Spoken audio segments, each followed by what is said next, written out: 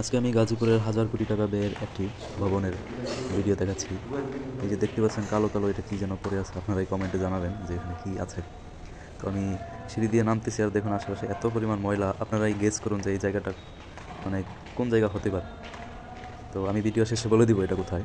তো আমি সিঁড়ি দিয়ে নামছিলাম এবং আমার নিজেরই ঘৃণা লাগতেছিল যে এত বিশ্রী একটা জায়গা দিয়ে নামতেছি। তো 1000 কোটি টাকার প্রজেক্টের একটি ভবন, এখানে অনেক লোক কাজ করে যারা সরকারি বেতন নিচ্ছে, কিন্তু এই যে সিঁড়ির অবস্থা, এখানে সিগারেটের প্যাকেট, হাজার হাজার কোটি কোটি সিগারেট মানে এখানে পড়ে আছে। আর মানুষ এখানে সিঁড়ির মধ্যে প্রস্রাব করে রেখে দিয়েছে, যেগুলো কেউ পরিষ্কার করে না। এইভাবেই মনে হয় বছরের পর বছর পড়ে আছে। এই যে দেখুন কি অবস্থা এখানে সিঁড়ির মধ্যে। এই যে এত বহুতল একটা ভবন, এখানে সিঁড়ির মধ্যে মানুষ মল ত্যাগ করে রাখছে, যেটা একদম কি বলবো, মানে মুখে বলে বোঝাতে পারতেছি না। মানে এই যে আপনারা দেখতেই পাচ্ছেন এখানে পুরো ময়লার ভাগার বানিয়ে ফেলছে। যেমন গাজীপুরে কোনো সিটি কর্পোরেশন নাই যে তারা ময়লা পরিষ্কার করে নিয়ে যায়, এখানে এনে ফেলে। এবং এই যে দেখছেন এখানে কি একটা অবস্থা।